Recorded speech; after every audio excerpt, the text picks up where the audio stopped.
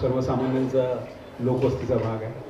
तिकडे क्रिकेट, कबड्डी हे सर्वांना माहितीच आहे. पण इथला प्रत्येक मुलगा किंवा प्रत्येक घरात जो मैदानी खेळ ज्याला खेळायची इच्छा आहे किंवा ज्याला या तंत्रज्ञानाच्या युगात जी आजची तरुण पिढी जी सोशल मीडियाच्या आहारी जाते, आपण असं म्हटलं तर काही चुकीचं ठरणार नाही, त्याच्यामुळे त्याला मैदानाच्या खेळाची रुची व्हावी म्हणून हे बाकीचे ऑलिम्पिक स्तराचे जे गेम आहेत, म्हणजे त्यात आर्चरी असेल, त्यात रायफल शूटिंग असेल, फुटबॉल असेल, मल्लखांब असेल, असे असंख्य जे गेम आहेत त्या गेमची आपण शिबिरं पण आयोजित केली आहे.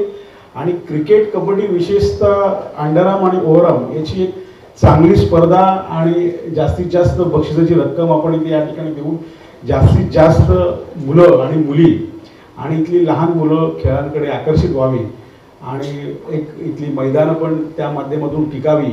हल्ली मैदानं टिकवणं पण खूप महत्त्वाचा इथला एक भाग आहे, कारण मैदान दिसले की ते इन्क्रोचमेंट होतात, बाकीच्या सगळ्या गोष्टी होतात. तर मैदानं टिकली तर मुलं खेळतील आणि त्या माध्यमातून खेळामध्ये रुची वाढेल. एखादा इथलाही मुलगा कोणतरी भविष्यातला दिलीप वेंगसरकर साहेब बनेल किंवा सचिन तेंडुलकर बनता यावा, हा एक छोटासा प्रयत्न आमच्या या इथल्या लोकांसाठी, घाटकोपरच्या लोकांसाठी एक करायचा असा मानस माझ्या मनात आला आणि त्यामुळे अशा खेळाचं आयोजन आम्ही या प्रकारे इथे ठरवलं. आणि 44 गेम म्हणजे त्या जोडीला लहान मुलंही, म्हणजे अंगणवाडीतल्या मुलांनाही ॲक्टिव्हिटी जशी इंटरनॅशनल आणि IB स्कूलमध्ये दिली जाते त्या दर्जाची एखादी ॲक्टिव्हिटी, किंवा महिलांना पण इथल्या सगळ्या सर्वसामान्य महिला आहेत घरकाम करणाऱ्या किंवा अगदी मध्यमवर्गीय महिला, त्यांना पण काहीतरी रोजच्या शेड्यूलमधून वेळ काढून वेगळा काहीतरी एक विरंगुळा देण्याचा प्रयत्न या माध्यमातून, महाराष्ट्र नवनिर्माण सेनेच्या माध्यमातून आणि माझ्या माध्यमातून आपण एक प्रयत्न केलेला आहे.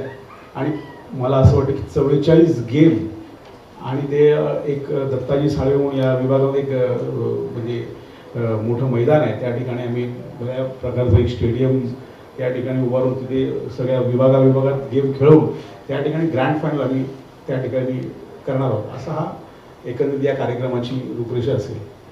आणि जास्तीत जास्त लोक याच्यामध्ये सहभागी मुलं होतील, लहान मुलं होतील, ज्येष्ठ नागरिक होतील, महिला होतील आणि जास्तीत जास्त या खेळाचा आनंद घेतील असा एक प्रयत्न आहे.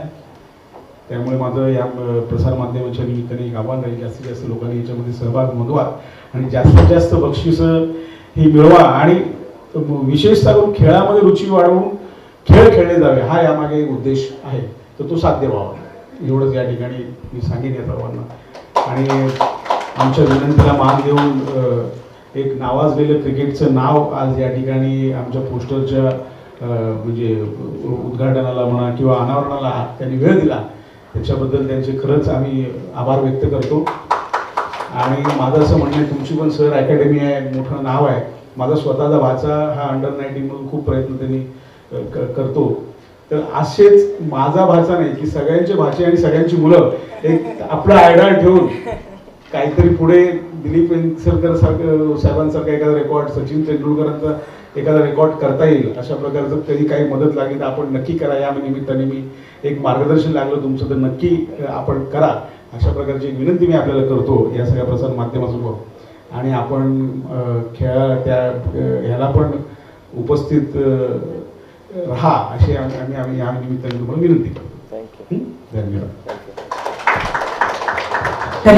कारण खूप छान शुद्ध कार्यक्रम असा गणेशजी हातामध्ये घेतलेला आहे. आणि तो क्रीडा महोत्सव यासारखं एवढा मोठा प्रकार मला वाटतं फर्स्ट टाइमच घाटकोपरमध्ये होतोय, कारण मी आधी कधी ऐकलं नव्हतं. कारण माझी अकॅडमी बाहुलला आहे, पण तो घाटकोपर सगळ्या ठिकाणी तेवढं मोठं होईल असं मला वाटलं होतं.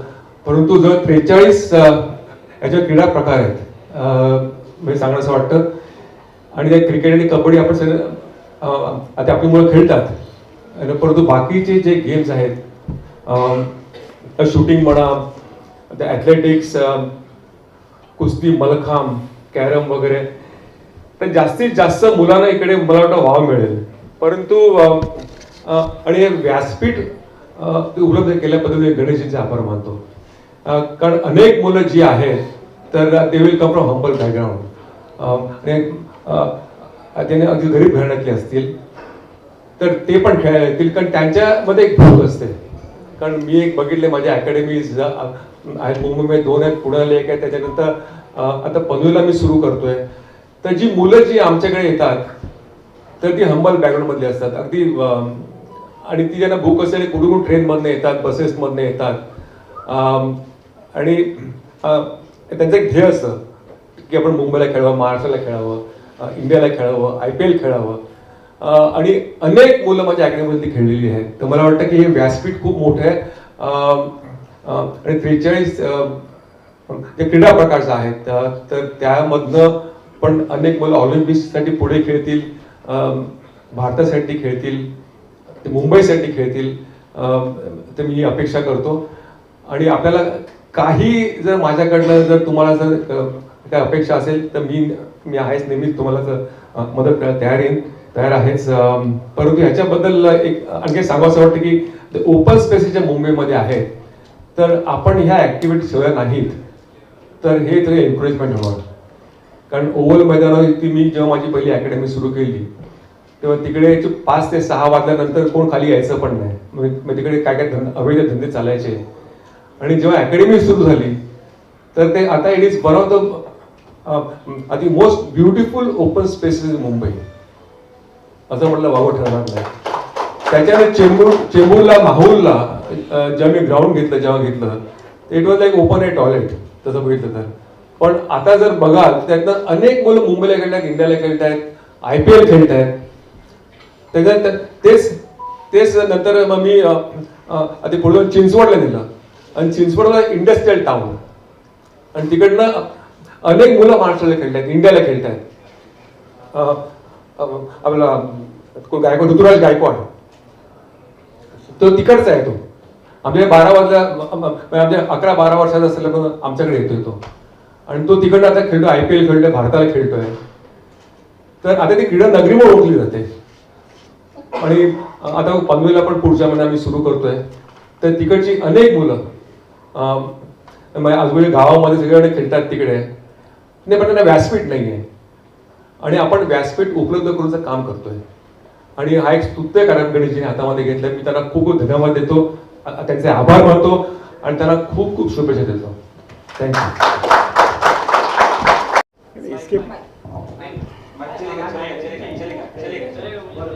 नहीं, मनसे के माध्यम से, मेरे माध्यम से यहाँ पे गए 15 साल में खेल महोत्सव ऑर्गेनाइज हुए, लेकिन वो कबड्डी और क्रिकेट और ऐसे जो खेल थे वो ऑर्गेनाइज हुए. लेकिन ये टाइम ये 44 गेम्स, मतलब इसका जो पीछे जो हमारा उद्देश्य है वो जो ओलंपिक्स स्तर के जो गेम है, यहाँ के सर्वसामान्य जो लोग हैं, मतलब यहाँ का जो आप अगर देखोगे तो सब सारा 80% स्लम है.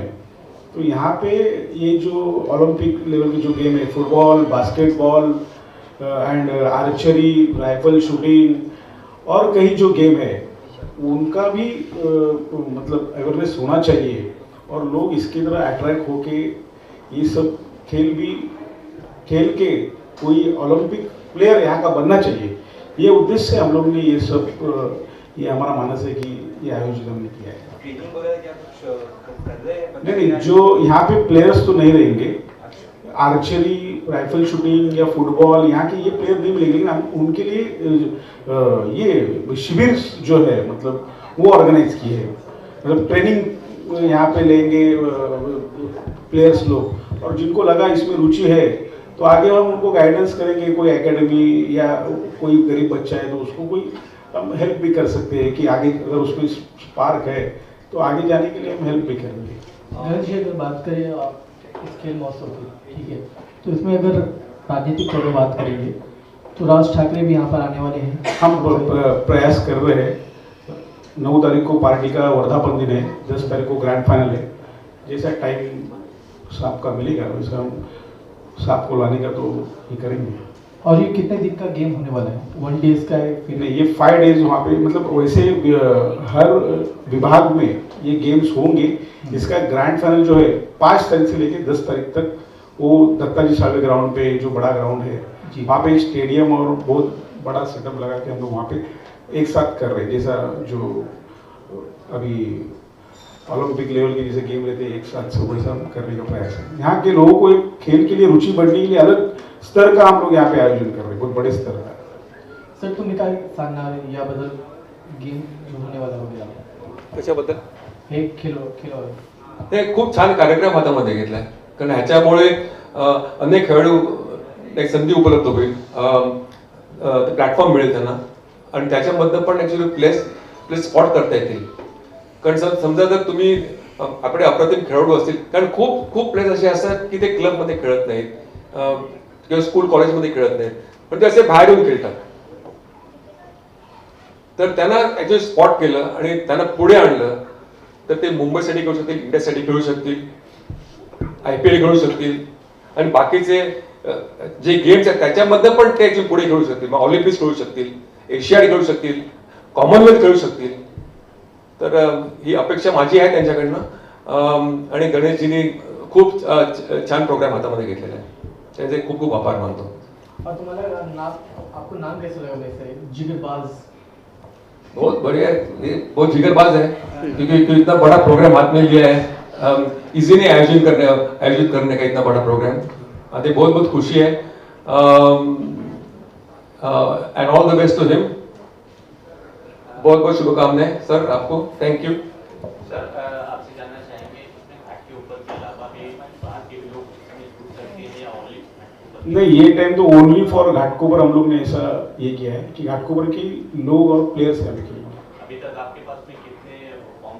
आज से रजिस्ट्रेशन चालू होगा, आज लॉन्च हुआ है, आज से रजिस्ट्रेशन चालू होगा. और मान लीजिए जो बच्चे सिलेक्ट होते हैं या जो काफी बढ़िया खेल रहे तो क्या आप सर के थ्रू उनकी आगे हाँ, अगर कोई बच्चे में अगर स्पार्क हमको लगा, अगर उसको जरूरत है गाइडेंस की, कोई जरूरत है कुछ और मदद की, तो सर है उनसे हम मार्गदर्शन लेंगे या और कुछ कर सकते हैं तो उनके लिए जो हो सकता है वो करेंगे हम बच्चा. सर जानना चाहेंगे कि इसमें जो है वो जीतने वाले को क्या क्या प्राइज है और किस वो प्राइज लिस्ट मैं आपको मैडम के पास आपको दे देता हूँ, क्या क्या प्राइजेस सब गेम में क्या क्या प्राइजेस है. 43 गेम्स है, इसमें कैटेगरी क्या क्या रहेगी? 44 मतलब इसमें अंडर 16 से लेके जो प्लेयर्स है उनका हर किसी का एज ग्रुप हमने डिसाइड किया है. और महिलाओं का खास करके विशेष तौर पर क्या रहेगा? महिलाओं के बहुत उनके एंटरटेनमेंट के 1 मिनट्स गेम है, होम मिनिस्टर गेम है, बहुत सारे जो रिलेटेड महिला के गेम्स है वो है. और गणेश जी ये अगर बात करेंगे पूरा जो खेल होने वाला है लाइव वगैरह किस पे होने वाला है, ऐसा कुछ आइडिया या फिर जो प्रोग्राम वगैरह होने वाला है लाइव? ये जिगरबाज जो इवेंट है वो पूरा यूट्यूब लाइव हो जाएगा, फेसबुक लाइव है, हर मीडिया में हम लोग ट्राई करेंगे. और शुभकामनाएं सर. सर आपसे लास्ट जानना चाहेंगे जो आज के बच्चे जो सोशल मीडिया पे ज्यादा रहते हैं, खेलकूद बहुत कम मैदान पर जाकर करते हैं या खेलते हैं, सब उनके लिए क्या एक मैसेज रहेगा आपका सर आज की जो यूथ है? देखो हमारे एकेडमी जो बच्चे आते हैं उनको हम बोलते हैं कि you have to do extremely well in education. Education सबसे अहम होता है मुझे लगता है. स्टडीज के साथ एजुकेशन भी करना चाहिए और हम लोग उनका रिपोर्ट देखते हैं. एंड ऑफ द ईयर हम लोग बोलते हैं कि आपका रिपोर्ट दिखाओ. If you have done well in exam then only you get admitted again in the academy, otherwise no. सिर्फ खेलना तो आपको इज वेरी इंपॉर्टेंट, खेलना बहुत बहुत इसेंशियल है. और मुझे लगता है कि they can get jobs also if they good, वो भी हो सकता है क्योंकि हमारे यहाँ पे अभी tournaments in Mumbai corporate events होते हैं, टाइम्स ऑफ इंडिया शील्ड होती है, तो काफ़ी टूर्नामेंट भी कॉर्पोरेट के लिए होते हैं, तो उनको अपॉर्चुनिटी मिल सकती है इनके माध्यम से. सर एज ग्रुप क्या क्या है उसके बारे में बताइए. एज ग्रुप मतलब अंडर 16 के भी छोटे बच्चे भी 10 साल से लेके 16 ईयर के बच्चे से लेके 30-35 साल 40 साल जो खेलना चाहे जो टीम में. सर शेवटचा प्रश्न आहे. घाटकोपर पश्चिम